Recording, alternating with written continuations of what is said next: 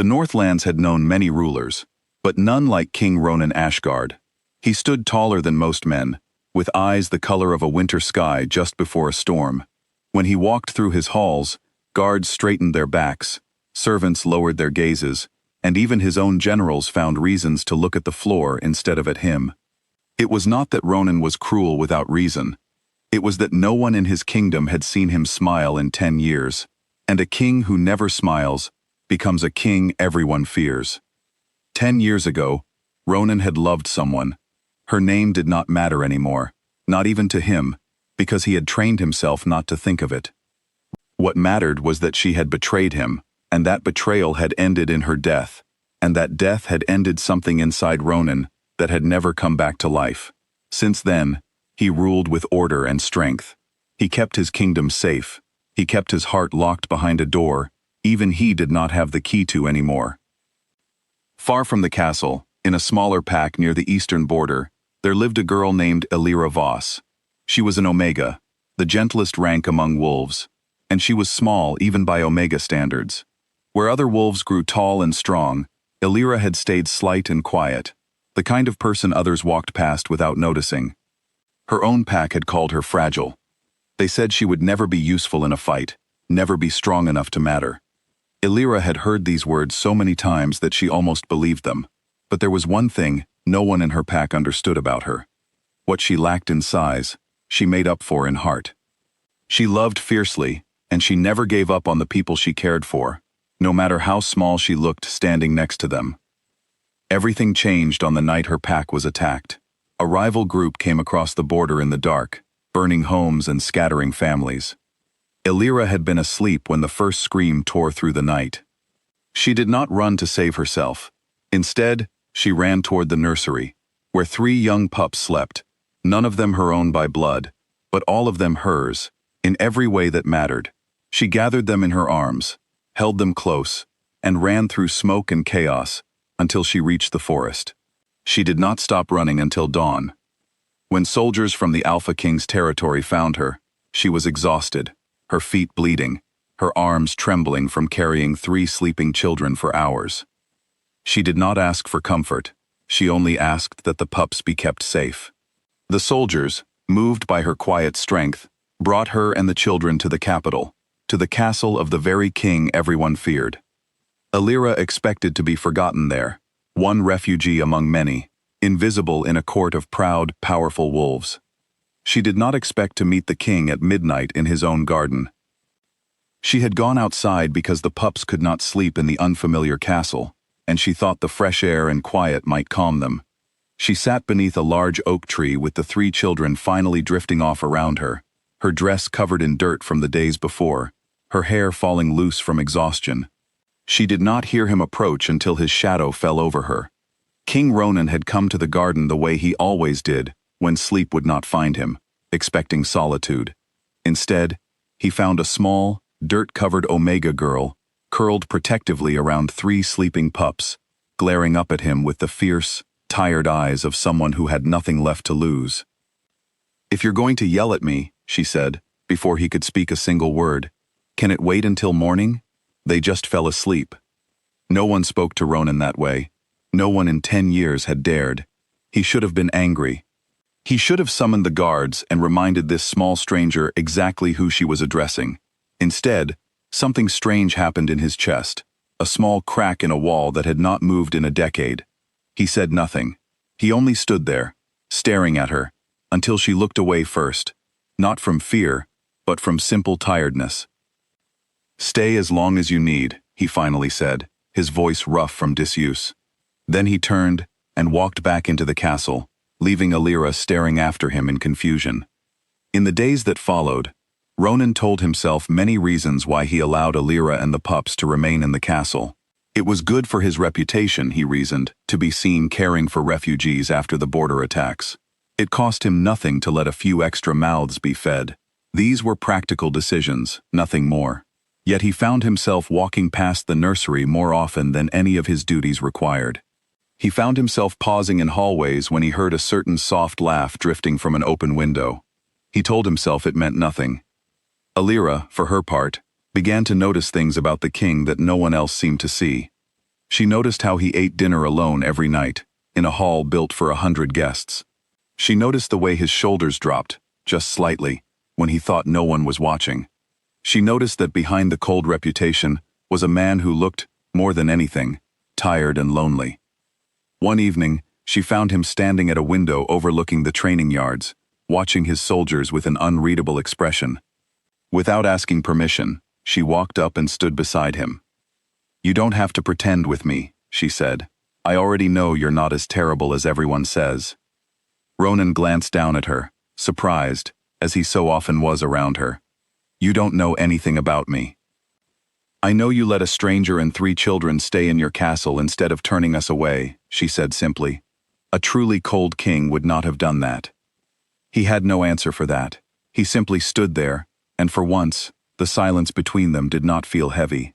It felt, strangely, like company. Over the following weeks, small moments built upon each other. Alira began bringing him tea in the evenings, claiming it was to thank him for his hospitality, though both of them knew it had become something more than gratitude. Ronan began seeking her out after long council meetings, drawn by her honesty in a court full of people who only told him what he wanted to hear. She was the only person who dared to disagree with him, who teased him when he was too serious, who sat beside him in comfortable silence when words felt unnecessary. He found himself watching her with the pups, marveling at her patience, at the way she made 3 orphaned children feel safe again in a world that had taken everything from them. He began to understand that her small size had nothing to do with her strength.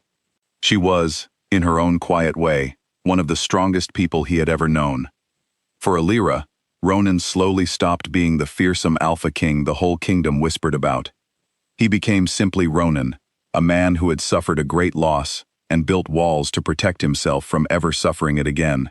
She saw the way grief still lived behind his eyes, even after all these years, and instead of pitying him, she respected him for continuing to rule, continuing to protect his people, even while carrying that weight alone. She began to fall for him, not despite his cold reputation, but because she alone had seen what lay beneath it. Word of the Omega girl who had softened the Alpha King began to spread through the castle, and eventually beyond it. Some found it a heartwarming story, others saw it as an opportunity. A rival pack from the Western Territories, one that had long resented Ronan's growing power, began plotting to use this new information against him. If the Alpha King had grown attached to a small, unprotected Omega, then striking at her would strike at him in a way no army ever could. They believed, wrongly, that this attachment made him weak. What they failed to understand was that love does not weaken a person who has learned to fight for what matters.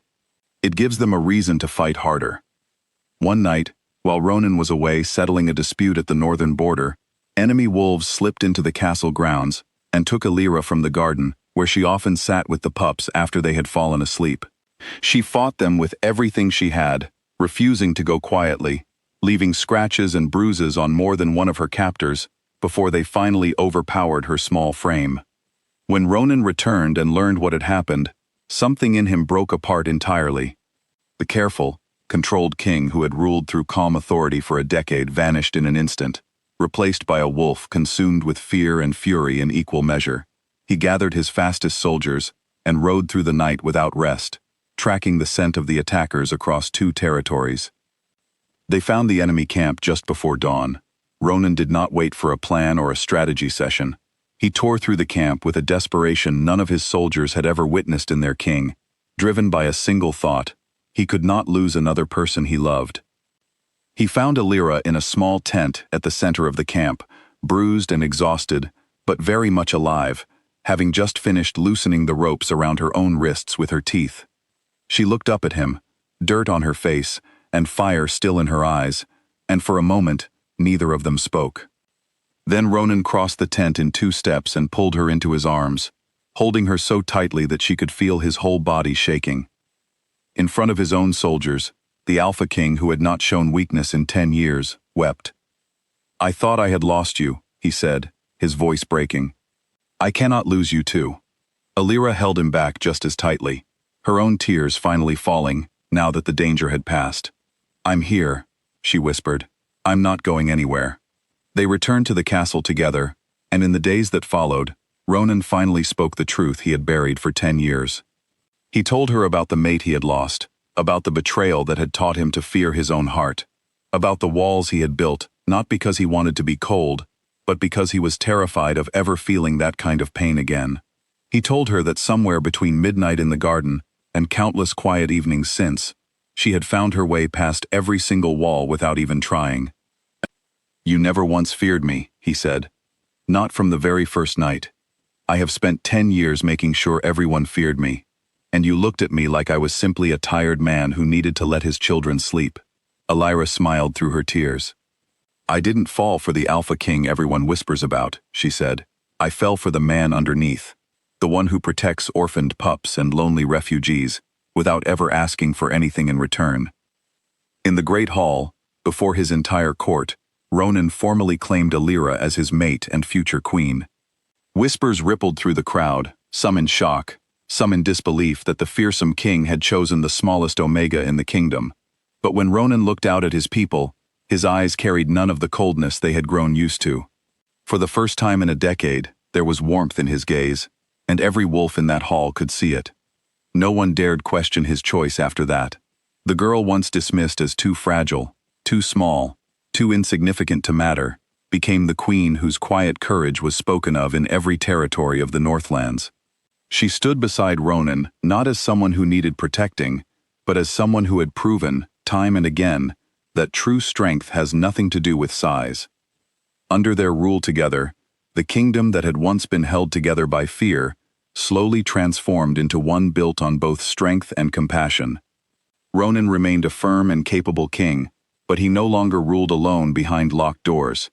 Elira sat beside him at council meetings, cared for every child left without a home, and reminded him, on the days the weight of ruling grew heavy, that he did not have to carry it by himself anymore.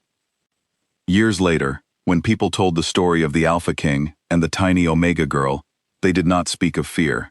They spoke instead of a frozen heart, patiently thawed, not by force, but by kindness, honesty, and a courage that had nothing to do with size at all.